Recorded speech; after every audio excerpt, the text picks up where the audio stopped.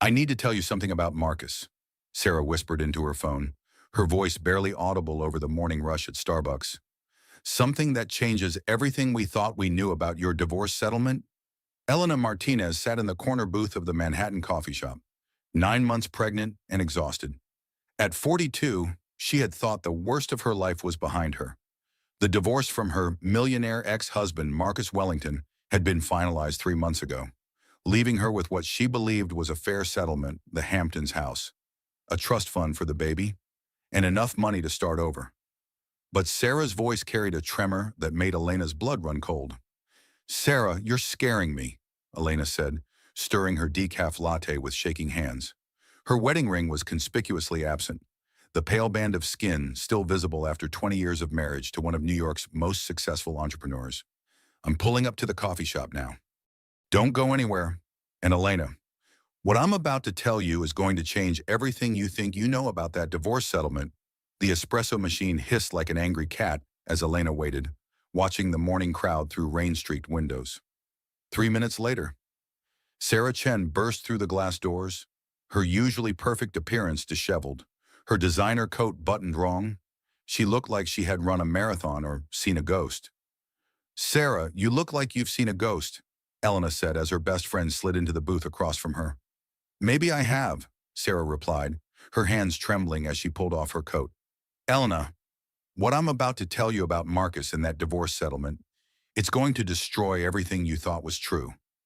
Elena felt the baby kick hard against her ribs, as if responding to the tension in the air. "What about the divorce settlement? The papers are signed. It's done." Sarah shook her head, tears already forming in her eyes. "That's what we all thought. But Elena, I discovered something yesterday that's kept me awake all night. Do you remember that man you saw me with last month outside the law offices downtown?" Elena nodded slowly. It had been an awkward moment. She'd been leaving her attorney's office when she spotted Sarah across the street with a tall, dark-haired man she didn't recognize. When asked about it later, Sarah had been evasive.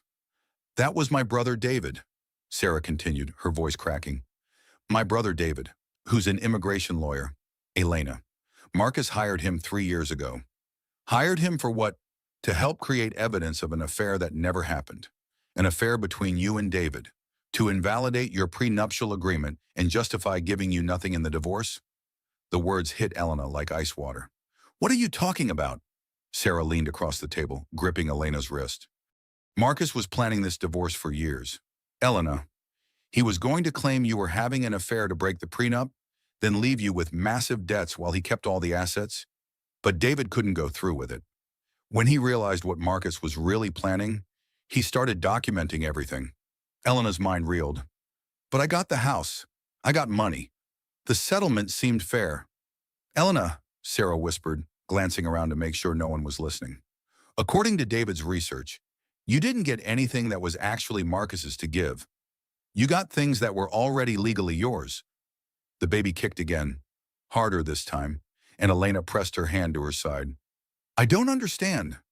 The businesses, Elena, all of Marcus's companies. David found documentation that shows they're not in Marcus's name. They're in yours. They've been in your name for years." Elena felt the world tilt sideways. "That's impossible." "That's what I thought too." "But Elena, David has proof. Every major business decision Marcus made over the past 15 years, every company he started, every investment he made, it was all done using your legal identity. You've been unknowingly financing and legally owning a billionaire empire." The sounds of the coffee shop, the chattering voices, the grinding espresso machine, the rain against windows, seemed to rush back in a wave of overwhelming sensation. "Why would he do that?" Elena asked, though part of her was already beginning to understand. "Because if anything went wrong, if any business failed or faced legal trouble, it would all come back to you, not him. Marcus has been using you as a shield between himself and financial liability for 20 years. Elena thought about all the papers Marcus had brought her over the years. Business documents, he'd said. Routine paperwork for his growing empire. She had signed them without reading, trusting her husband completely. "Sarah, are you telling me I own Marcus's companies?" "I'm telling you Marcus doesn't own any companies. You do." And Elena, That divorce settlement you thought was generous. You essentially gave Marcus permission to keep running businesses that legally belong to you. Elena stared at her best friend, trying to process this information. If it was true, then everything she thought she knew about her marriage, her divorce, and her future was a lie. There's more, Sarah said quietly. David said Marcus was bragging about how brilliant his plan was, how he was going to end up with everything and leave you with nothing but debt, and you'd never even know what hit you. The baby chose that moment to kick so hard it took Elena's breath away. As she gasped and rubbed her side, she couldn't help but think her unborn child was telling her it was time to fight back. Sarah, Elena said when she caught her breath, I need to see those documents, all of them. I was hoping you'd say that. David's been waiting to help, but he was afraid Marcus would destroy him professionally if he spoke up without proof that you wanted to know the truth. Elena looked around the familiar coffee shop where she had spent countless mornings over the years, where she had first met Marcus 20 years ago, when they were both young and ambitious, where she had believed their love story began. Now she was beginning to understand it might have been where her 20-year nightmare began instead. Set up a meeting with David, Elena said, her voice stronger than she felt. It's time I learned the truth about my own life.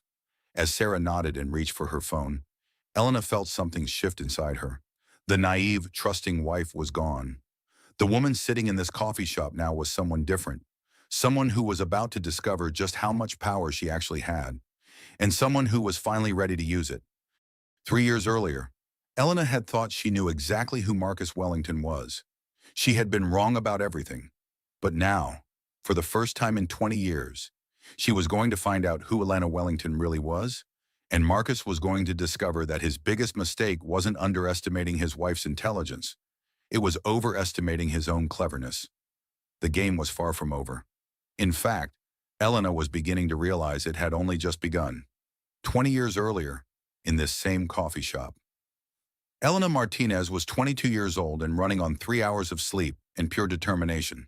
Her communications degree from Columbia was still warm, and she had just landed her first real job at a boutique marketing firm in Midtown. The pay was terrible, the hours were brutal, and she had never been happier. She was reviewing client portfolios at 7 in the morning, her small table covered with papers and color-coded folders, when a deep voice interrupted her concentration. Excuse me, is this seat taken? Elena looked up to find a tall man with dark hair and piercing blue eyes standing beside her table, coffee cup in hand. He wore an expensive charcoal suit but had loosened his tie, and something about the confident way he smiled made her stomach flutter with nervous energy. Oh, no. Go ahead, she said, hastily gathering her papers to make room. Thanks. I'm Marcus. By the way, Marcus Wellington. He extended his hand as he settled into the chair across from her. Elena Martinez? His handshake was firm, confident, lasting just a moment longer than necessary. Everything about him seemed to radiate success and certainty. What's got you working so intently this early in the morning? He asked, nodding toward her stack of documents. New job, she explained, suddenly self-conscious about her discount blazer and drugstore makeup. I'm trying to make a good impression at a marketing firm. Smart strategy. Mind if I ask which firm? When she told him, his eyebrows rose with genuine interest. Really interesting coincidence. I just launched a tech startup, and I've been looking for someone creative to handle our marketing strategy. The universe works in mysterious ways. Elena felt her pulse quicken. This gorgeous, successful man was interested in her work. It seemed too good to be true. Tell me about your company, she said, leaning forward despite herself. Marcus's eyes lit up as he described his vision. It's revolutionary, Elena. A platform that's going to change how small businesses manage their customer relationships. But here's the thing. I'm not thinking small. I believe in dreaming big, really big. Most people think small because they're afraid of failure. But I'm not afraid of anything. That sounds amazing, Elena said, captivated by his passion and intensity. It will be, Marcus said with absolute certainty. But success isn't just about one company. Elena, it's about building an empire, multiple businesses, diverse investments, creating something that lasts generations. And someday, when I find the right partner, I want to share all of it. The way he said partner made Elena's cheeks flush. What kind of partner? Someone who dreams as big as I do. Someone who understands that real success requires taking risks, making sacrifices, building something extraordinary together. Marcus leaned across the small table, his voice becoming more intimate. I can tell you're someone who has big dreams, Elena. I can see it in your eyes. That hunger, that ambition. I think so, Elena said, though uncertainty crept into her voice. Maybe. I mean, I want to be successful. You will be, Marcus said with conviction. I can help you with that. We could help each other. They talked for 2 more hours. Marcus told her about his vision for transforming entire industries, about the millions of dollars he planned to make, about the life of luxury and influence he was building. He asked about her dreams, her goals, her fears about the future. You know what I like about you, Elena, Marcus said as he prepared to leave for a meeting. You're not jaded yet. You still believe in possibilities. Most women your age are already cynical about successful men. But you're different. Different how? You trust people. You see the best in them. That's rare, and it's beautiful. Marcus stood, straightening his expensive tie. Elena, would you like to have dinner with me tomorrow night? Somewhere nice. I'd love to continue this conversation. I'd like that very much, Elena heard herself say. Excellent. And Elena, wear something elegant. I have a feeling tomorrow night is going to be the beginning of something extraordinary. As Elena watched him stride confidently out of the coffee shop, she felt like her entire life was finally beginning. Here was a man who saw potential in her, who wanted to hear about her dreams, who was clearly going places and might take her along. She had no way of knowing that Marcus Wellington had spent 20 minutes studying her before approaching, that he had already decided she was perfect for his long-term plans, that her trusting nature, her ambition, and her obvious inexperience with wealthy men made her an ideal candidate for the role he needed filled. Elena Martinez thought she had just met her future husband. Marcus Wellington knew he had just found his next business partner, the kind who would sign whatever documents he put in front of her without asking too many questions. 6 months later, the restaurant was the most expensive Elena had ever seen, with crystal chandeliers and waiters in white gloves. Marcus had ordered champagne that cost more than she made in a week. Elena, darling, there's something I want to ask you, Marcus said, his voice serious as he reached across the pristine white tablecloth. What is it? Elena's heart was already racing. They had been dating for 6 months, and it had been like a fairy tale. Marcus had introduced her to a world of luxury she had never imagined. Broadway shows, weekend trips to his house in the Hamptons, dinners at restaurants where celebrities ate. I'm going to build an empire, Marcus said, pulling out a small black velvet box. Not just one company, but dozens. A business dynasty that will last for generations. And I want you beside me for all of it. Elena's hands shook as he opened the box to reveal a diamond ring so large it seemed to capture all the light in the restaurant. Marcus, every single venture, Elena, every business decision, every investment, every milestone. I want us to be true partners in the most complete sense. His voice was intense with passion. Your name next to mine on every important document, every major contract. What's mine will be yours, legally and completely. Elena stared at the ring, then up at this incredible man who had transformed her life in 6 months. Marcus's first company had already been acquired by a major corporation for $8 million. His second startup was attracting investors from Silicon Valley. He was everything she had ever dreamed of in a partner. Yes, she whispered. Marcus's smile was radiant as he slipped the enormous ring onto her finger. Now we're truly partners in everything, he said. Your signature next to mine, building our future together. Elena believed him completely. She had no way of knowing that Marcus Wellington had just executed the first phase of a 20-year strategy, and she was not his partner. She was his insurance policy. The wedding day. St. Patrick's Cathedral had never looked more beautiful. 300 guests filled the pews, all successful, influential people from Marcus's expanding business network. Elena walked down the aisle in a Vera Wang gown that cost more than her parents' car, feeling like she was living in a dream. As she reached the altar, Marcus took her hands and whispered, Today, everything becomes ours, darling. Every dream, every success, Every dollar we'll ever make. Ours, Elena repeated, meaning it with every fiber of her being. The ceremony was flawless. The reception at the Plaza Hotel was lavish beyond imagination. The honeymoon in Italy felt like something from a romantic movie. Elena had never been happier. During their first week as husband and wife, Marcus brought her a stack of business documents. Just some paperwork to make everything official. Darling, he explained, setting the papers on their hotel room desk. Legal requirements for adding you to all my business ventures. Your signature here, here, and here.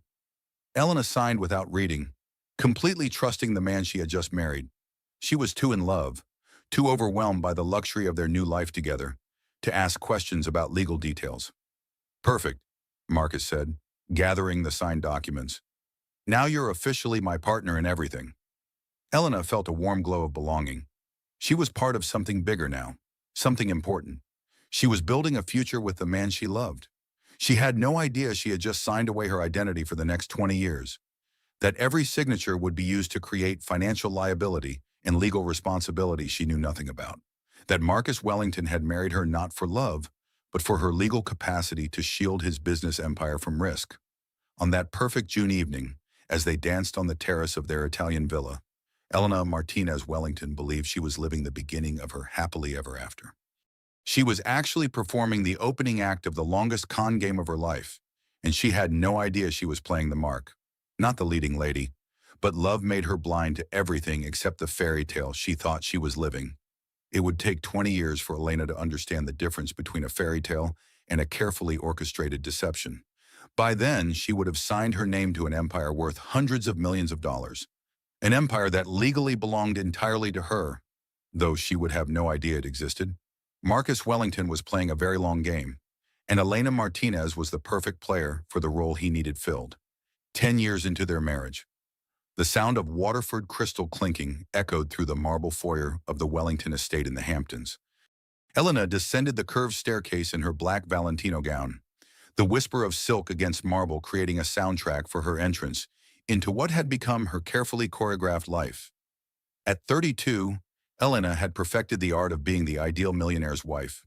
Her dark hair was styled in a perfect chignon, her makeup was flawless, and her smile was practiced to radiate warmth without revealing too much personality. She had learned to be beautiful, charming, and most importantly, unobtrusive. Darling, you look absolutely stunning, Marcus said, appearing at the foot of the stairs in his custom Tom Ford tuxedo. He was already entertaining their guests, powerful men in expensive suits accompanied by wives who looked like they had stepped directly from the pages of Town and Country magazine. Thank you, Elena replied, accepting the perfunctory kiss he placed on her cheek. His attention was already drifting back to his business associates, treating her greeting like checking an item off his evening's to-do list. Elena has such impeccable taste, Marcus told the group of investors and their wives. Makes entertaining so effortless. I never have to worry about anything when she's handling the details. Elena smiled and made her way toward the terrace where 50 of New York's financial elite were enjoying cocktails in the view of their manicured gardens.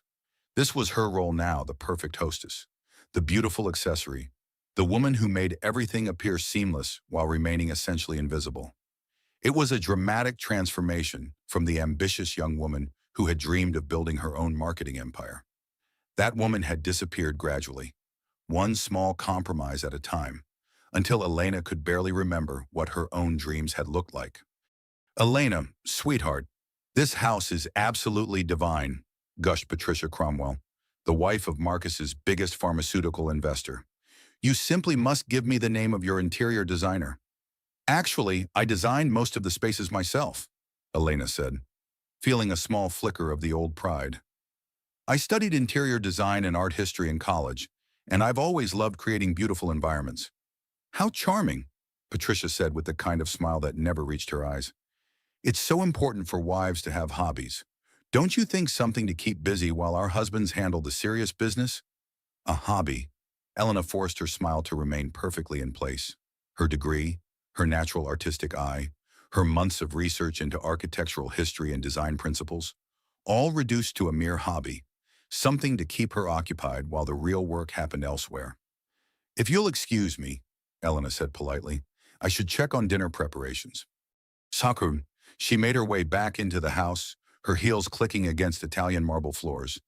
As she passed Marcus's study, she noticed the door was slightly ajar and could hear his voice along with several others.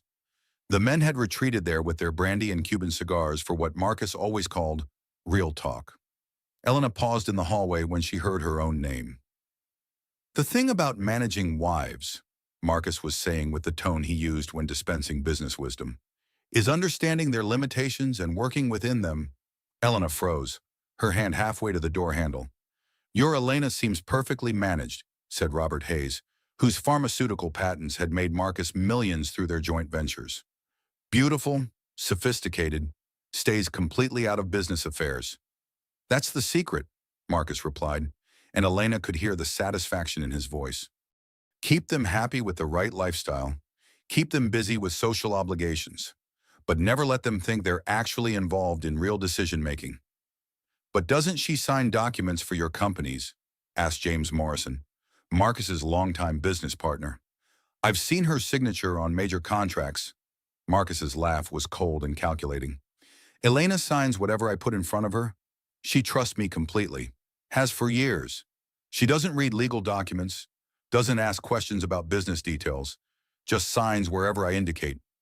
Elena felt her blood turn to ice. And if she ever starts asking questions, pressed Robert. She won't, Marcus said with absolute confidence. Elena's perfectly content with her role. She loves playing the sophisticated hostess, planning charity galas, decorating our homes. The wife is essentially decorative. Gentlemen. She keeps our domestic life beautiful, looks appropriate at social events, gives me credibility with family-oriented investors. But the real decisions, the empire building, the serious financial strategy, that's all me. Elena stood paralyzed in her $1,000 gown, holding her crystal wine glass, as the men she had been serving and smiling at for years discussed her like a piece of furniture. An expensive, attractive piece of furniture that performed its function adequately but wasn't expected to think. You've trained her well, James said with admiration. It's not training, Marcus corrected. It's selection. I chose Elena specifically because she had the right combination of intelligence and naivety. Smart enough to handle social situations, trusting enough never to question my judgment. The perfect wife for a man building what I'm building. Elena thought about all the papers she had signed over the years. Stacks of legal documents that Marcus would bring to her while she was having morning coffee or getting ready for bed. Just business paperwork, darling, he would say. Routine legal requirements for the companies. She had signed them all without reading a single page, trusting her husband completely. What exactly had she been signing? Elena, darling, Marcus's voice called from the study. Could you have Maria bring us another bottle of the Macallan 25? The good stuff. Of course, she called back, her voice steady despite the earthquake happening inside her chest.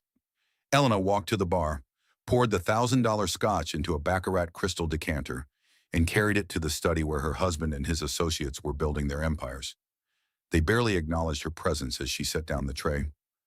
Thank you, sweetheart, Marcus said absently, his attention already back on his conversation about quarterly projections and market positioning. Elena left the room and climbed the stairs to her bedroom, closing the door behind her with deliberate calm. She sat at her antique vanity and stared at herself in the mirror. 32 years old, beautiful, wealthy beyond most people's imagination, and completely powerless in her own life. But as she looked at her reflection, something shifted. The woman staring back at her wasn't the naive 22-year-old who had fallen for Marcus's charm and promises. This woman had spent 10 years watching, listening, absorbing information about business and finance and power dynamics, even while pretending to care only about decorating and social planning. Elena opened her laptop, an expensive MacBook that Marcus had bought her for organizing her charity work, and began researching business law courses. If Marcus believed she was too decorative and trusting to understand what she had been signing, perhaps it was time to prove him spectacularly wrong. She enrolled in an online MBA program that very night, using a credit card Marcus had given her for household expenses. If she was going to be a signature on important documents, she decided it was time she understood exactly what those documents meant. Elena Wellington was about to get a very expensive education, and her husband was going to pay for it without even knowing. The golden cage was beautiful, but it was still a cage.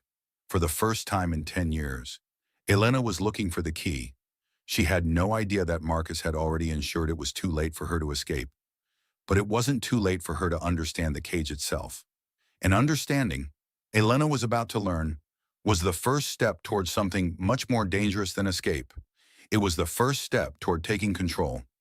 3 years later, the sound that shattered Elena's sleep at 12:47 a.m. wasn't her usual alarm or even Marcus stirring beside her. The bed was empty. Marcus's absences had become increasingly frequent as his business empire expanded into pharmaceutical investments and real estate development. He claimed late-night meetings and early morning flights, but Elena had begun to suspect other explanations for his disappearances. Her iPhone buzzed insistently on the nightstand. The caller ID showed James Morrison, Marcus's business partner and oldest friend. "Hello," Elena answered groggily, immediately alert. James never called this late unless something was seriously wrong. "Elena, thank God you answered." James's voice was thick with alcohol and something else. Guilt, perhaps, or fear. "Elena, is that really you?" "James, it's the middle of the night. What's wrong? Has something happened to Marcus?" "Marcus is fine," James said bitterly. "Marcus is always fine, isn't he? It's you I'm worried about. Elena, Christ help me. It's you." Elena sat up in bed, suddenly wide awake. In the 15 years she had known James Morrison, she had never heard him like this. Drunk. Yes, but never this emotionally raw, this desperate. "James, you're frightening me. What are you talking about? I can't keep this secret anymore," he said, his voice breaking. "I can't sleep. I can't eat. I can't look at myself in the mirror. Elena, you have to know. You have to know what Marcus has done to you." Elena's blood ran cold. "What has he done?" "The companies, Elena, all of them. Wellington Tech, Wellington Investments, Wellington Pharmaceuticals, Wellington Real Estate Holdings, Wellington Media Group, Wellington Energy Systems. Every single business Marcus has built over the past 15 years. What about them? They're not his, Elena. They're yours. Every company, every asset, every investment account, every piece of property, it's all in your name. Has been for years." The room seemed to spin around Elena. "That's impossible. Marcus owns those companies. He runs them." "No," James said, and she could hear him crying now. "He built them using your legal identity, your signature, your credit rating, your social security number, your status as his wife. Elena, if anything goes wrong with any of those businesses, if they fail or get sued or face bankruptcy, it all comes back to you, not him." Elena felt like she was drowning in her own bed. "I don't understand what you're telling me. Marcus has been using you as a financial shield for 15 years. Every risk, every potential liability, every possible legal consequence. You're the legal owner of everything, which means you're responsible for everything. If the empire collapses, you collapse with it. Marcus walks away clean." Elena thought about all those documents she had signed over the years. Stacks of papers that Marcus would bring her during breakfast or while she was getting ready for charity events. "Just business paperwork, darling," he would always say. "Routine legal requirements. James, are you telling me that I'm legally responsible for hundreds of millions of dollars in business debt?" "All of it," James confirmed. "But Elena, that's not even the worst part. There's more. He's planning to divorce you. Soon. Marcus has been setting this up for months, maybe years. He's going to claim you had an affair to invalidate your prenuptial agreement, then transfer all the real assets to new companies in his name, leaving you with nothing but the debt and legal liability." Elena felt the world collapse around her. "An affair, James? I've never had an affair. I've never even looked at another man." "I know that," James said. "But Marcus doesn't need you to actually have an affair. He just needs it to appear that you did. Elena, he's been documenting a false affair for over a year. Photos, witnesses, paper trails, all fabricated. But it'll look convincing in court." The pieces began falling into place with horrifying clarity. Marcus's sudden interest in her daily schedule, his encouragement for her to handle certain business meetings alone with male colleagues, his insistence that she attend social events where he would introduce her to specific men, then leave her alone with them while photographers happened to be present. "Oh my God," Elena breathed. "Elena, I should have told you years ago. Marcus is my oldest friend, and I hoped he would come to his senses. But tonight he laid out the complete timeline for me. 6 months. Elena. He's filing for divorce in 6 months, claiming adultery, and then liquidating everything into his new corporate structure. New corporate structure. Companies he's been setting up secretly for 2 years. Elena, he's been planning this longer than I realized, and there's something else you need to know." Elena's hands were shaking so violently she could barely hold the phone. "What else?" "He has a girlfriend, Victoria Hayes. She's 28, works in public relations, and she's been helping him plan this entire scheme. The new companies, they're being set up in her name." The words hung in the air like poison. Elena had suspected infidelity, but hearing it confirmed while learning about the systematic destruction of her entire life felt like being buried alive. "Elena, are you still there?" "I'm here," she said quietly. "James, I need you to help me understand exactly what papers I've signed and what they mean." "Elena, I can't. If Marcus discovers I told you any of this—" "He's not going to discover anything," Elena said, and something in her voice had changed completely. "Because you're going to help me figure out how to protect myself, and then we're both going to pretend this conversation never happened." There was a long pause. "Elena, what are you thinking?" "I'm thinking that if I legally own these companies, then I have rights Marcus doesn't know I know about. And I'm thinking it's time I started exercising those rights." "Elena, you can't run major corporations. You don't have experience with—" "Or no," Elena interrupted, "but I can hire people who do, and I can make decisions about what happens to companies that apparently belong to me." After she hung up, Elena sat in the darkness of her bedroom for a long time. 20 years of marriage, and she had been nothing more than a signature on documents she never read, a shield between Marcus and his financial risks, a disposable wife who could be discarded and destroyed as soon as she was no longer useful. But James had revealed something Marcus didn't realize. Elena wasn't just a victim of this scheme. She was also its primary beneficiary. If she really owned all those companies legally, then Marcus had spent 15 years building an empire in her name. Elena got out of bed and walked to her home office, turning on her computer. The online MBA program she had been secretly completing was about to become much more than theoretical knowledge. If she owned a business empire she had never known about, it was time to learn everything possible about running one. And if Marcus Wellington thought he could destroy her and walk away with everything, he was about to discover that his decorative, trusting wife had been getting a very expensive education behind his back. The game was far from over. Elena was just now learning the rules, and she was beginning to understand that Marcus had made one crucial tactical error. He had taught her to be ruthless. He just didn't know it yet. The next morning, Elena did something revolutionary. She made an important decision without consulting Marcus first. At 9 a.m. sharp, she called Helen Brooks, the razor-sharp attorney she had met at a Leukemia Society fundraiser, and scheduled an emergency consultation. "Mrs. Wellington, you mentioned on the phone that you have concerns about business documents you've signed," Helen said 3 hours later, as Elena sat across from her mahogany desk in a Park Avenue office that radiated legal competence. "What specifically has you worried?" Elena had rehearsed this conversation during her taxi ride through Manhattan traffic, but sitting in the prestigious law office with its floor-to-ceiling windows overlooking Central Park, her carefully planned words seemed inadequate. "I think my husband has been systematically deceiving me about our financial arrangements for years," she said finally, "and I think I may legally own businesses that I know nothing about." Helen leaned forward, her expression immediately sharpening with professional interest. "What makes you think that?"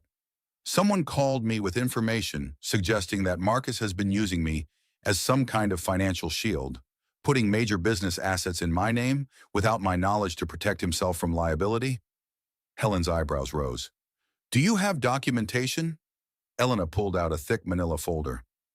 "I spent the morning copying every business document I could find in Marcus's home office that has my signature on it. There are dozens of them." For the next 90 minutes, Helen methodically reviewed each document. Her expression grew increasingly serious as she examined incorporation papers, loan agreements, investment contracts, and property deeds. Finally, she looked up at Elena with something approaching amazement. "Mrs. Wellington," she said slowly, "you're not just married to a millionaire ex-husband. According to these legal documents, you are the millionaire. Actually, you're worth considerably more than that." Elena felt all the blood drain from her face. "What do you mean?" "I mean every major asset, every company, every investment account, every piece of real estate that Marcus Wellington controls is legally owned by you." Helen spread the documents across her desk like evidence in a criminal case. Wellington Tech Solutions, Wellington Investment Partners, Wellington Real Estate Holdings, Wellington Media Group, Wellington Pharmaceuticals, Wellington Energy Systems, 6 major corporations, Elena, and according to these incorporation documents, you are the sole legal owner of all of them. But Marcus runs them. He makes all the decisions, handles all the business operations.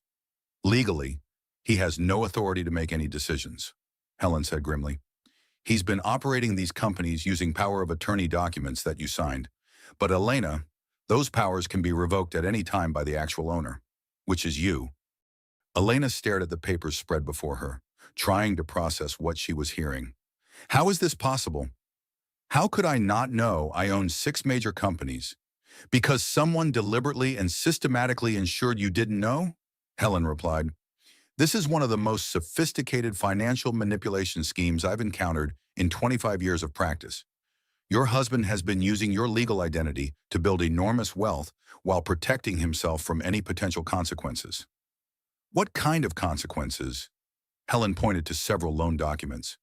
"Massive business debts, all personally guaranteed by your assets. High-risk pharmaceutical investments that could result in significant losses. Legal liability for any business practices that might be questioned by federal regulators. Elena, if any of these companies fail or face serious legal trouble, you could lose everything you own. Your house, your savings, everything." Elena thought about James Morrison's midnight phone call, about Marcus's plan to divorce her and leave her with nothing but debt and legal problems while he disappeared with his girlfriend. "Helen, what would happen if I wanted to take actual control of these companies, not just own them on paper, but actually run them myself?" Helen's expression shifted to something like admiration. "You could do exactly that. In fact, as the legal owner, you have every right to do that. You could fire the current management, including your husband. You could restructure the companies, sell them, liquidate the assets, merge them, or shut them down entirely. Anything you wanted. Even without Marcus's consent. Elena, you don't need his consent for anything. These are your companies. He's been running them without legal authority, using powers you granted him that you can revoke with a simple written notice." Elena sat back in the leather chair, her mind reeling with possibilities she had never imagined. For 20 years, she had been the invisible wife, the decorative partner, the woman who signed papers and stayed out of real business. But according to these documents, she hadn't been invisible at all. She had been the only person who legally existed. "There's something else you need to see," Helen continued, pulling out Elena's prenuptial agreement. "This is quite interesting from a legal standpoint. Interesting how your prenup protects Marcus's assets in case of divorce. But Elena, according to these business documents, Marcus doesn't have any significant assets. They're all legally yours, which means the prenuptial agreement is essentially meaningless." Elena felt something powerful stirring in her chest. Not quite hope yet, but something like control beginning to awaken. "Helen, hypothetically, if I wanted to divorce Marcus, what would that process look like given this unusual situation? That depends entirely on what you want to accomplish. If you simply want out of the marriage, we file standard divorce papers and you retain everything that's legally yours, which appears to be everything significant. If you believe he's been defrauding you, we could pursue criminal charges for identity theft and financial fraud. And if I wanted to ensure he couldn't continue using me or my assets," Helen smiled, and it was not entirely pleasant. "Elena, if these documents are accurate and complete, Marcus cannot hurt you financially anymore. You own everything. The only person who can make decisions about your financial future is you." Elena left the law office 3 hours later with copies of all the documents and a completely transformed understanding of her situation. She wasn't Marcus's victim. She was the unwitting owner of a business empire worth hundreds of millions of dollars. As she rode in a taxi back to the estate she apparently owned, Elena made several decisions. She was going to learn everything she could about running the empire that was legally hers. She was going to hire the best management consultants and financial advisors money could buy. And she was going to decide whether Marcus Wellington deserved any role in the future she was about to create. For the first time in 20 years, Elena Wellington understood that she held all the cards in this game. The only question now was how she wanted to play them. Marcus had spent 2 decades teaching her to be passive and trusting, but he had also given her legal control of everything he had built. It was time for Elena to get a very expensive education in just how dangerous a truly intelligent woman could be when she finally understood her own power. 2 weeks later, Elena sat at a corner table in Le Bernardin, one of Manhattan's most exclusive restaurants, pretending to study the wine list while monitoring the entrance. She had been following Marcus for 5 days now, using surveillance techniques she had learned from a private investigator Helen Brooks had recommended for asset protection purposes. It was remarkable how invisible a wife could become when she wanted to be. 20 years of being overlooked had taught her exactly how to blend into the background of expensive Manhattan establishments. Marcus had told her he was having a crucial business dinner with potential investors from Tokyo. Elena had smiled supportively, kissed him goodbye at their Hamptons estate, and told him not to wait up since she had charity planning meetings that would run late. Then she had driven directly to the city and positioned herself to observe his actual evening plans. At 7:23 p.m., Marcus walked into Le Bernardin wearing his most expensive Tom Ford suit, looking every inch the successful billionaire entrepreneur. He spoke confidently to the hostess, his posture radiating the kind of power that came from controlling hundreds of millions of dollars in assets. But there were no Japanese investors waiting for him. Instead, a stunning blonde woman in her late 20s approached him with a smile that could have illuminated Times Square. She wore a red Hermes dress that probably cost more than most people's annual salary, and she kissed Marcus on the mouth with a familiarity that made Elena's stomach clench with recognition. Victoria Hayes. It had to be. Elena watched as they were seated at an intimate table across the restaurant, close enough for her to observe their body language, but far enough away to avoid detection. She ordered wine she couldn't taste and forced herself to eat food she couldn't feel, while Marcus and his girlfriend shared what was clearly a celebration dinner. They looked like lovers in the most obvious way. Victoria's hand constantly touched Marcus's arm. He leaned across the table to whisper in her ear, making her laugh at private jokes. They shared bites of each other's food and gazed into each other's eyes with an intimacy that Elena recognized from her own early relationship with Marcus. "Baby, when are you finally going to leave her?" Victoria asked, her voice carrying just far enough for Elena to catch the words over the restaurant's expensive ambiance. Elena's wineglass froze halfway to her lips. "Very soon, darling," Marcus replied, cutting his Wagyu beef with precise, satisfied movements. "Everything is almost in position. Another few months and we'll be completely free. The divorce settlement will destroy her financially, won't it?" Marcus's smile was cold and calculating. "That's exactly the point. Victoria, Elena thinks she's been getting smarter over the past few years with those pathetic online business courses, but she has absolutely no idea what she's actually signed. No comprehension of the financial web she's trapped in." Elena's heart pounded so loudly she was certain everyone in the restaurant could hear it. "And she'll end up with nothing but massive debt and legal liability," Marcus said with obvious satisfaction.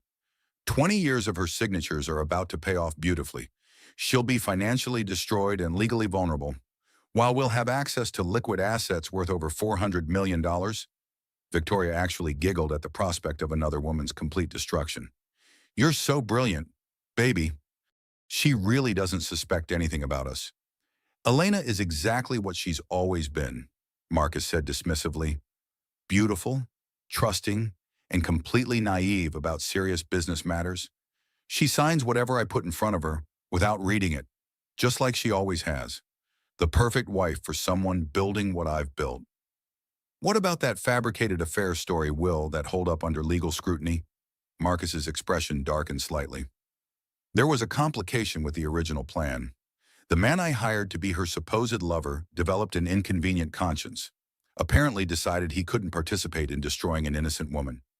So what's your alternative strategy?" I'm developing other options. Don't worry, darling. By the time I'm finished, Elena won't have a legal leg to stand on. Her own signatures will be used to prove she was involved in financial improprieties.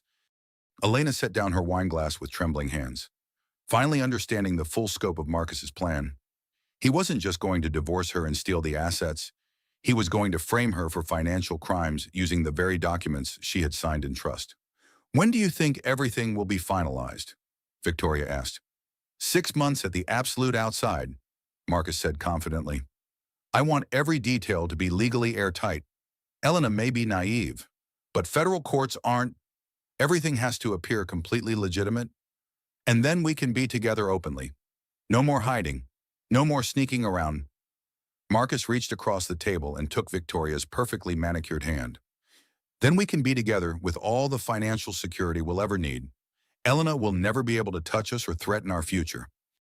Elena watched her husband of 20 years promise another woman a life built on her complete destruction, and something crystallized inside her into diamond-hard determination. Marcus thought she was naive and trusting and easy to manipulate. He was about to learn exactly how wrong he was.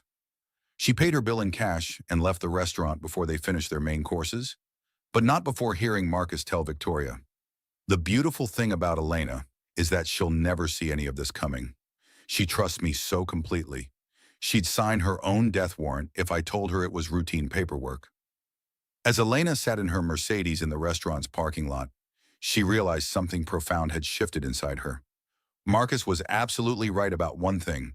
The woman he had married 20 years ago would never have seen this coming. That woman had been naive and trusting and eager to please, but that woman no longer existed. The woman who had just listened to her husband plan her financial destruction and criminal prosecution while romancing his girlfriend was someone entirely different, someone who legally owned 6 major corporations and had just learned exactly how to use that power. Elena started her car and drove back to the Hamptons estate she now knew belonged entirely to her, where Marcus would return later with lies about Japanese investors and promising business developments. She would smile and ask about his evening, and he would never suspect that everything had changed. But first, she had several phone calls to make, to Helen Brooks about expediting certain legal procedures, to the private investigator about documenting Marcus's relationship with Victoria Hayes, and to the management consulting firm about taking immediate operational control of her companies. If Marcus Wellington wanted to play games with her life and her future, it was time he learned that his naive little wife had become an extremely dangerous opponent. The war wasn't just beginning, it had been going on for 20 years. Elena was finally ready to start fighting back with weapons Marcus had unknowingly placed in her hands. His biggest mistake hadn't been underestimating her intelligence, it had been overestimating his own cleverness while teaching her exactly how ruthless, successful people could be. 1 week later, Elena stood outside the glass towers of Wellington Tech Solutions in Midtown Manhattan, watching the morning flow of employees entering what she now understood was her building. Her employees, she reminded herself. According to every legal document, every person walking through those doors worked for companies that belonged entirely to her. It was time to make that reality official. She had spent the week in intensive preparation with Helen Brooks and a team of corporate attorneys, reviewing every contract, understanding every legal nuance, and developing a comprehensive strategy. Elena was no longer the woman who signed papers without reading them. She was the legal owner of a business empire, and she was about to claim control of it. "Good morning, Mrs. Van Wellington," said the receptionist as Elena walked into the sleek lobby with its floor-to-ceiling windows and modern art installations. The young woman looked confused by Elena's unexpected appearance. "Do you have an appointment to see Mr. Wellington?" "No," Elena said with a smile that didn't reach her eyes. "But I'm certain he'll make time to see me. Let me call up to his office." "That won't be necessary," Elena said firmly. "I'll announce myself." She walked past the reception desk toward the elevators, ignoring the receptionist's protests. As the legal owner of the building, Elena decided she didn't need appointments to visit her own property. Marcus's corner office on the 42nd floor was everything she expected: expensive leather furniture, panoramic views of Manhattan, awards and photographs documenting his business success. He was on the phone when she entered without knocking, his back to the door as he gazed out at the city skyline. "I'll have to call you back," he said into his phone, turning around. His expression shifted from surprise to irritation when he saw her. Elena, what are you doing here? You never come to my office. That's because I never knew I owned it, she replied calmly, taking a seat in one of the leather chairs facing his desk without being invited. Marcus went very still. What did you say? I said I own it. This office, this building, this company, and 5 others. It's amazing what you discover when you actually read the papers you've been signing for 20 years. Elena opened her briefcase and pulled out a thick stack of legal documents, placing them deliberately on Marcus's polished desk. Elena, what are you talking about? But his voice had changed, taking on the careful tone he used during dangerous business negotiations. Wellington Tech Solutions, incorporated 8 years ago, with Elena Martinez Wellington as sole proprietor, she said, reading from the top document. Wellington Investment Partners, incorporated 6 years ago with Elena Martinez Wellington as primary owner. Wellington Pharmaceuticals, Wellington Real Estate Holdings, Wellington Media Group, Wellington Energy Systems. Should I continue? Marcus's face had gone pale. Those are just legal technicalities. Elena, tax structures. You know I run these companies. Actually, you don't, Elena said, her voice steady and cold. According to these power of attorney documents, you've been operating my companies using privileges I granted you. Privileges that I'm hereby officially revoking? She placed a formal legal document on his desk. That's from Helen Brooks, my attorney. Effective immediately. You no longer have any legal authority to make decisions for any company in which I hold ownership interest. Marcus stared at the document as if it were a venomous snake. Elena, you cannot be serious about this. I'm absolutely serious. Marcus, you don't understand business operations. Elena, you've never understood complex corporate management. These companies are worth hundreds of millions of dollars. You can't just take them away from me. Elena leaned back in her chair, studying her husband's face with new clarity. Marcus, let me ask you a direct question. Did you really think I would never find out what? About Victoria Hayes? About your plan to divorce me and claim I was having an affair? About your scheme to leave me with nothing but debt and legal liability while you and your girlfriend disappeared with all the liquid assets? Marcus's face went from pale to gray.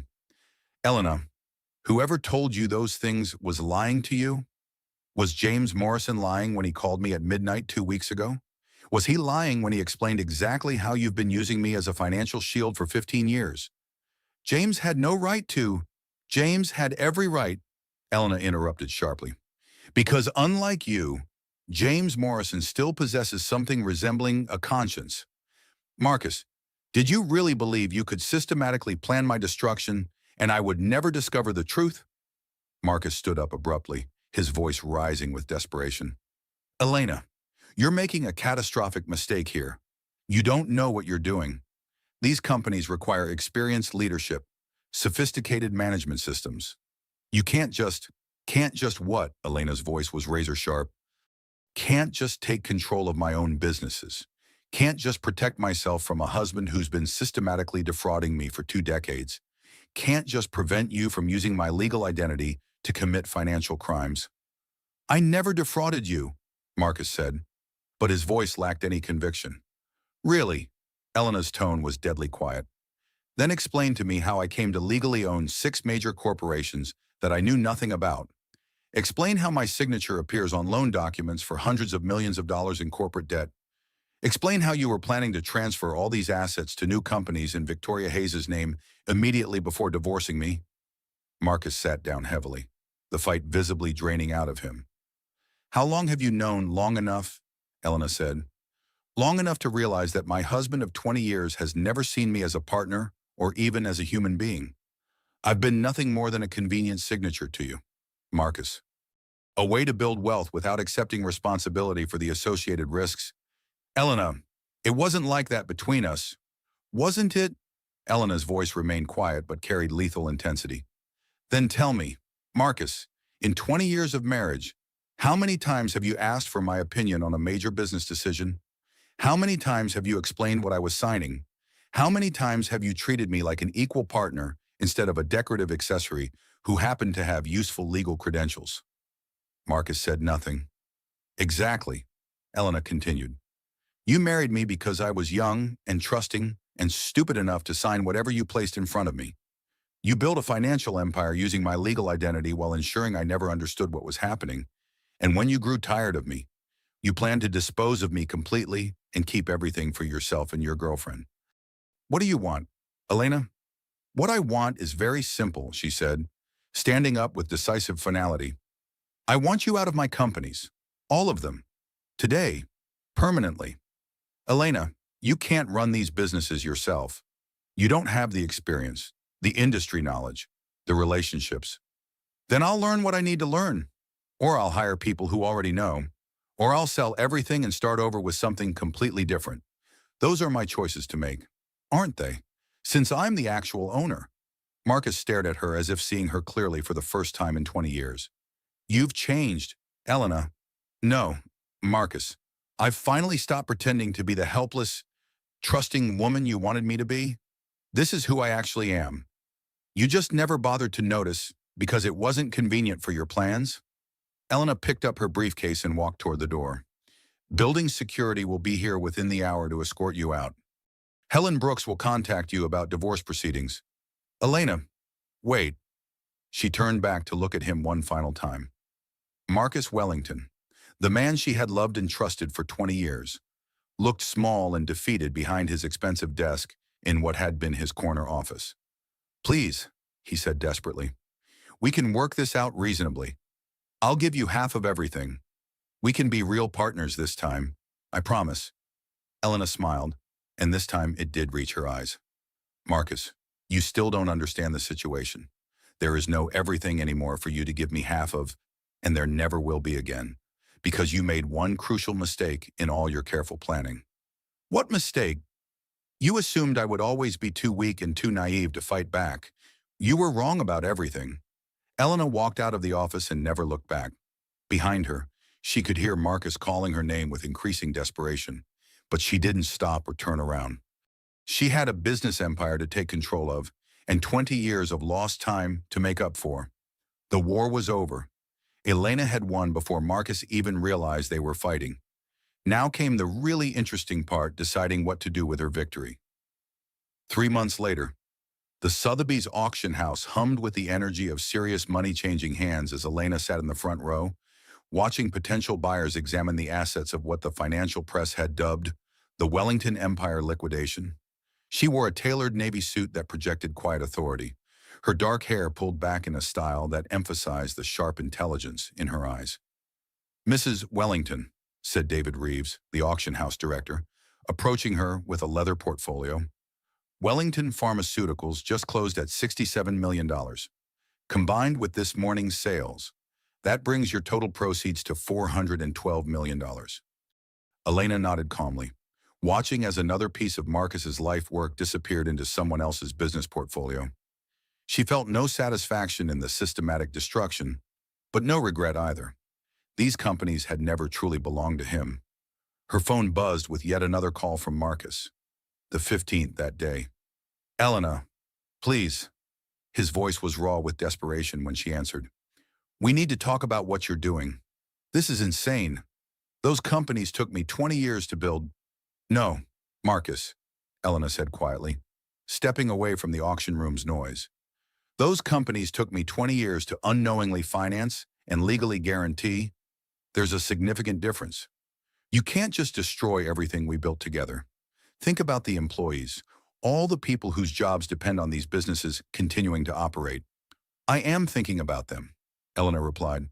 That's why I negotiated employment protection clauses with every buyer. Unlike you, I actually care about the people who work for these companies, not just the profits they generate. Elena, I'll give you anything you want. Everything. Just stop this liquidation. Elena looked around the auction house at the organized dismantling of a business empire built on 20 years of deception and financial manipulation. Marcus, you don't have anything to give me. You never did. Everything was always legally mine. What about Victoria? Marcus's voice cracked completely. She left me. Did you know that the moment she realized the money was disappearing, she was gone, just completely gone? Elena felt a brief flicker of something that might have been pity. I'm sorry, Marcus. But surely you understood that a relationship built on stolen assets wouldn't survive once those assets were no longer available. So what happens now? You destroy everything I spent 2 decades building, and then what? You've never run a business operation in your life. Elena, you're absolutely right, Elena said. I've never run a business before these past few months, but I've discovered something very interesting about myself. What's that? I'm exceptionally good at it. This was the truth Elena had been reluctant to admit even to herself. Working with Helen Brooks and a team of financial advisors, she had not only successfully liquidated Marcus's empire, but had done so at valuations far higher than anyone had projected. She had discovered a natural instinct for business strategy that had been suppressed for 20 years, but not eliminated. Elena, please, can we meet somewhere neutral? Can we discuss this like two civilized adults who once loved each other? Elena considered this request. All right, Marcus, let's meet tomorrow at noon. The same coffee shop where we first met 20 years ago. It seems symbolically appropriate. The next day, Marcus was already waiting when Elena arrived at the Manhattan Starbucks, looking older and more exhausted than she had ever seen him. The expensive custom suits were gone, replaced by off-the-rack clothing that looked strange on his once powerful frame. He had lost weight, and his usually perfect hair was disheveled. "You look successful," he said quietly as she sat down across from him at their old corner table. "Confident, like someone who's finally found her place in the world?" "I have found my place," Elena replied. "For the first time in my adult life, I'm successful because of my own work and decisions, not because I'm attached to someone else's achievements. Elena, I want you to know that I never intended for things to go as far as they did. The plan with Victoria, the divorce scheme, I was never actually going to follow through with destroying you completely." Elena studied his face carefully. "Do you actually believe that, Marcus? Or do you just think I'm still naive enough to believe it?" Marcus looked down at his hands. "I loved you, Elena. I still love you, despite everything that's happened." "No," Elena said with quiet firmness. "You loved what I could do for you. You loved having a wife who would sign whatever you put in front of her without asking questions. You loved having someone to absorb the financial risks while you enjoyed the profits. That's not love, Marcus. That's exploitation. So what happens now? What's your plan going forward?" Elena reached into her purse and pulled out a certified check, placing it on the table between them. "This is for $10 million. It's enough for you to start over legitimately, if that's what you choose to do, or to disappear quietly and leave me alone permanently." Marcus stared at the check in amazement. "Why would you give me anything after what I did to you?" "Because despite everything you did to me over 20 years, I'm not you. I don't enjoy destroying people, even people who tried to destroy me first." Marcus reached for the check, then hesitated. "What are the conditions?" "You sign a comprehensive non-disclosure agreement about our marriage and divorce. You never attempt to contact me again under any circumstances. And if I ever discover you're running another financial manipulation scheme like the one you used on me, I'll ensure that every business publication in the country knows exactly what kind of man Marcus Wellington really is. And if I refuse to take your money, then you leave here with nothing, exactly as you planned for me to end up. The difference is, I actually have the power and resources to make that outcome permanent." Marcus signed the legal papers Elena placed in front of him and took the check with trembling hands. "I really did love you, Elena. In my own way, I meant it." "I know you did," Elena said, and she meant it. "But your way of loving was never enough for me, and it certainly wasn't enough for a real marriage between equals." As Marcus left the coffee shop, Elena remained at the table where their story had begun 20 years earlier. But this time, she wasn't a naive young woman looking for someone to take care of her and build her dreams. She was a successful entrepreneur who had learned to take care of herself and create her own vision for the future. Her phone buzzed with a text from Helen Brooks. "Foundation Incorporation approved. Welcome to official philanthropy." Elena smiled genuinely for the first time in months. Second Chances Financial, her foundation dedicated to helping women over 50 achieve financial independence after divorce or financial abuse, was about to become a reality. She was going to invest the $400 million she had remaining after paying Marcus to ensure no other woman ever found herself in the position she had been trapped in for 20 years. She was going to teach women to read legal documents before signing them. She was going to show them how to protect their own financial interests. She was going to prove that it was never too late to stop being someone else's victim and start being your own advocate and hero. Elena finished her coffee and left the coffee shop for what she knew would be the final time. But this time, she was walking towards something she had built entirely herself, something that belonged to her completely, something that could never be taken away because she finally understood her own power.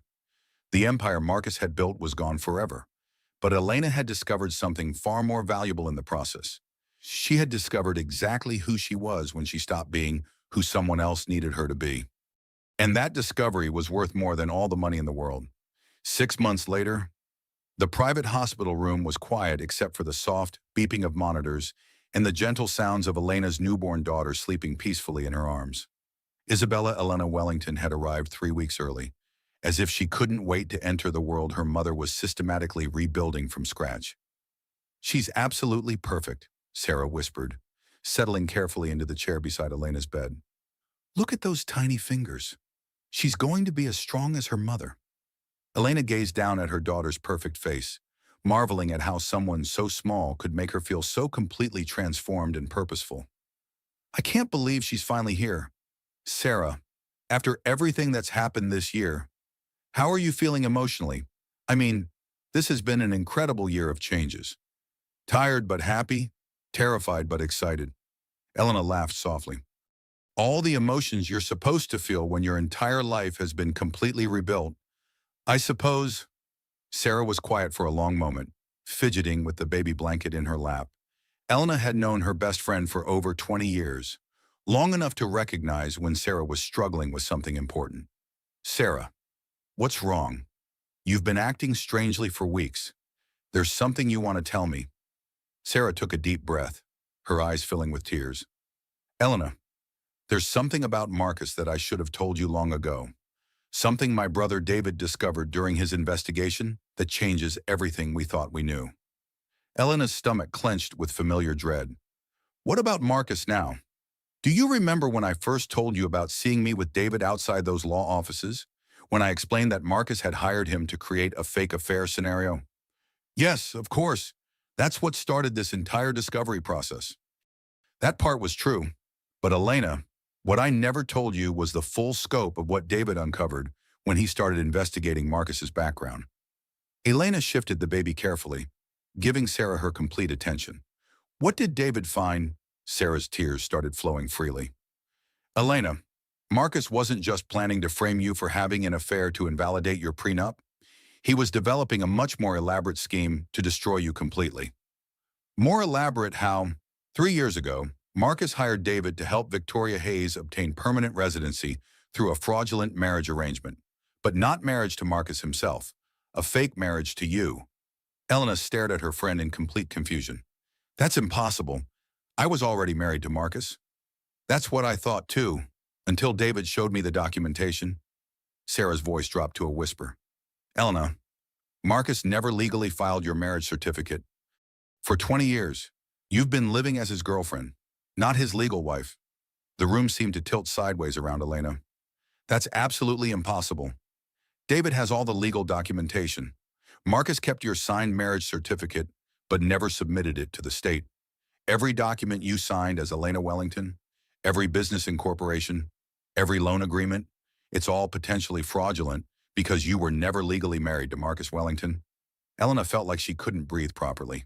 "But the divorce papers, the settlement we negotiated, all meaningless.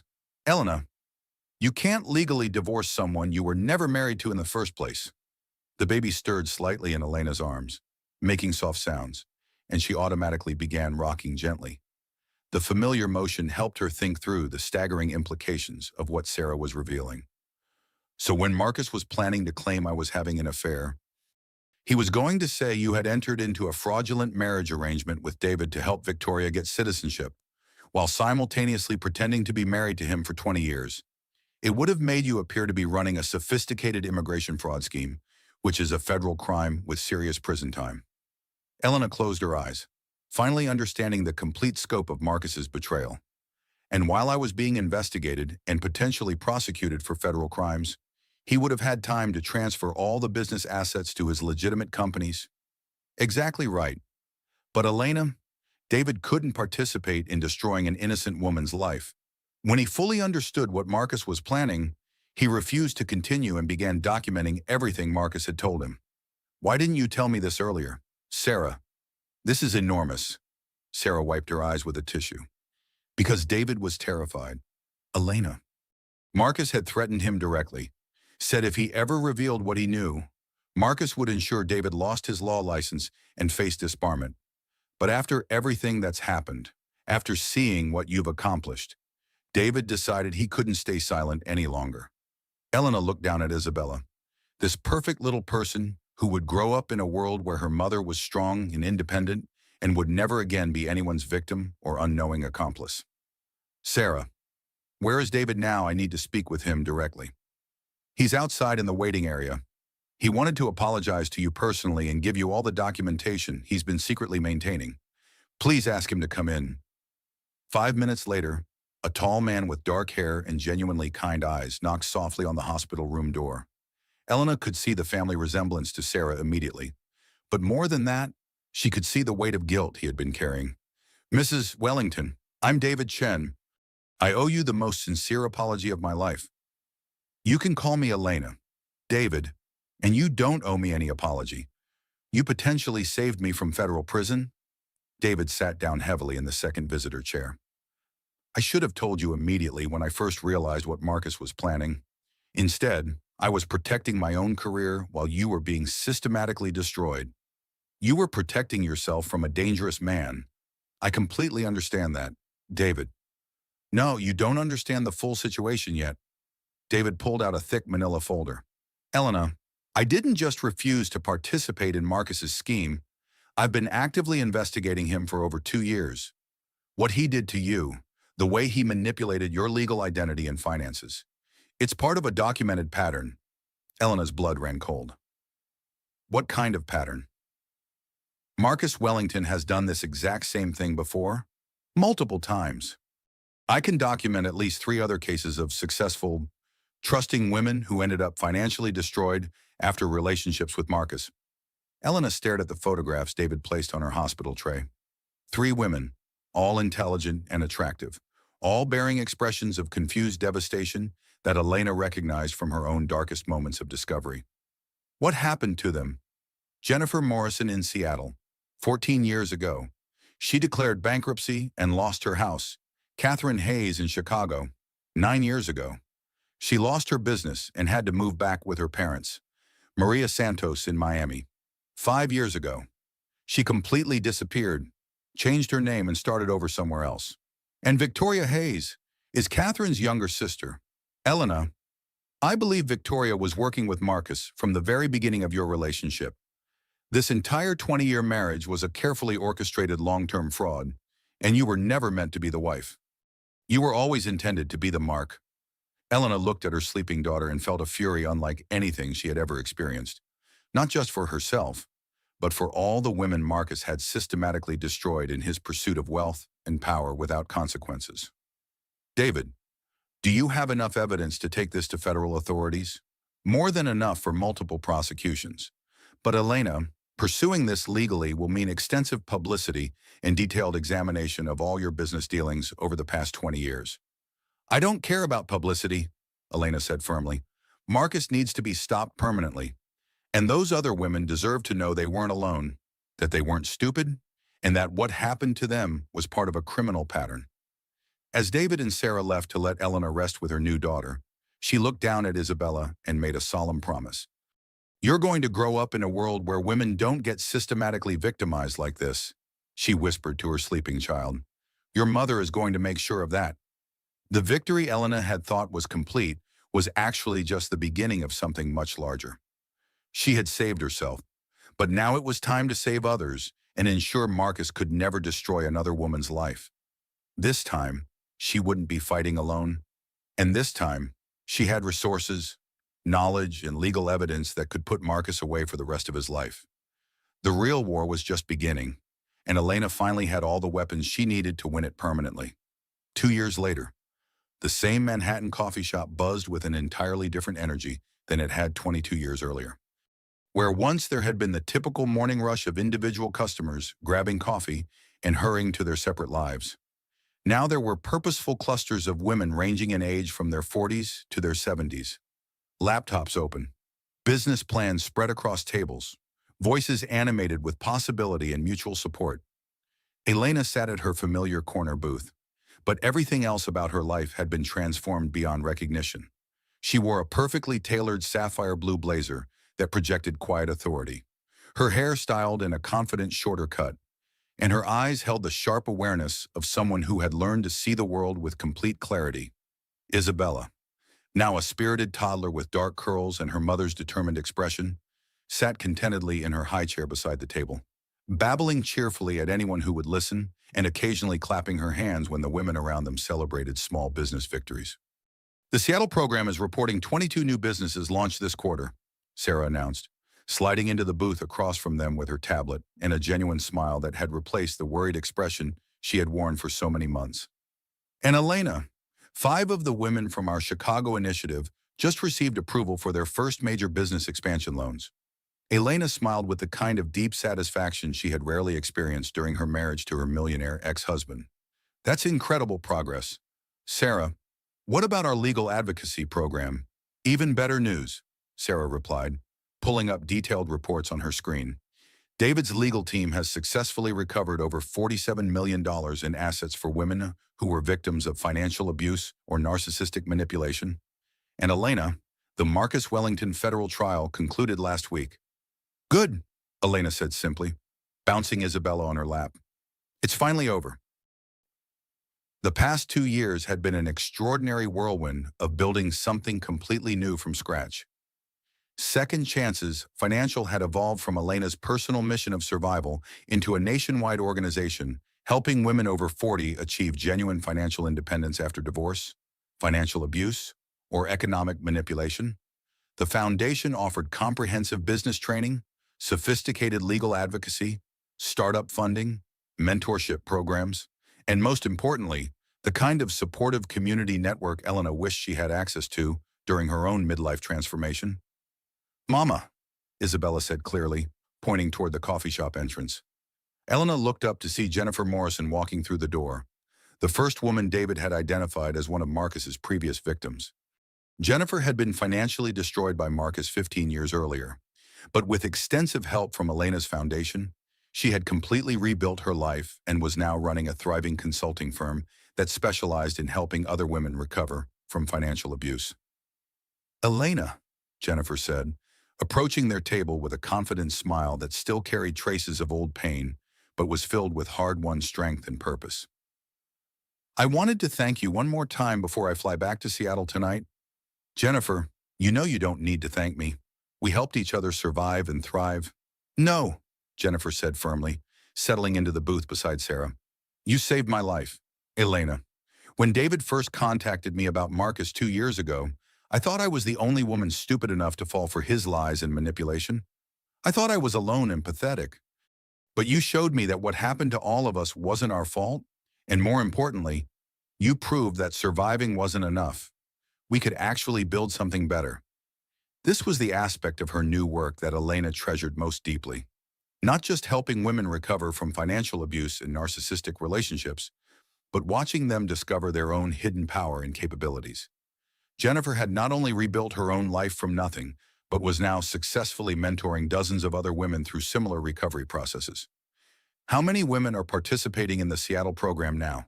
Elena asked with genuine curiosity. 68 active participants, Jennifer replied proudly. And Elena, I have important news. Catherine Hayes wants to join our organization as a regional coordinator. Elena's eyebrows rose with interest. Victoria's older sister, former sister, Jennifer corrected firmly. Catherine legally changed her name and severed all family ties with Victoria after she learned the complete truth about the con games they were running. She wants to dedicate her life to helping other women avoid what we all experienced. Elena considered this carefully. Catherine Hayes had been Marcus's victim 9 years earlier, but she was also the biological sister of the woman who had actively helped Marcus plan Elena's complete destruction. It would be complicated to integrate her into their organization. But Elena had learned that most worthwhile endeavors were inherently complicated. Set up a comprehensive meeting, Elena decided. Everyone deserves an opportunity for redemption and second chances. As Jennifer left to catch her flight, Elena's phone buzzed with a text message from Helen Brooks. Final verdict delivered. Marcus convicted on all federal charges, 28 years in federal prison. Victoria sentenced to 18 years. Justice completely served.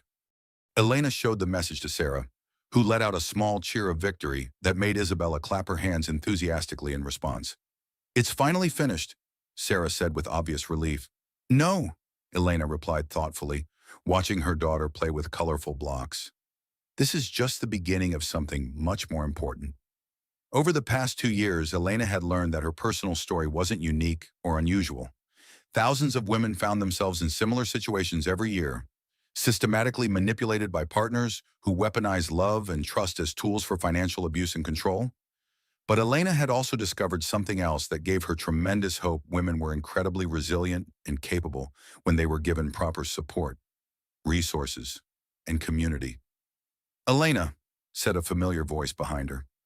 She turned to see Maria Santos, the third woman on David's list of Marcus's victims, the one who had completely disappeared after Marcus destroyed her life 6 years earlier.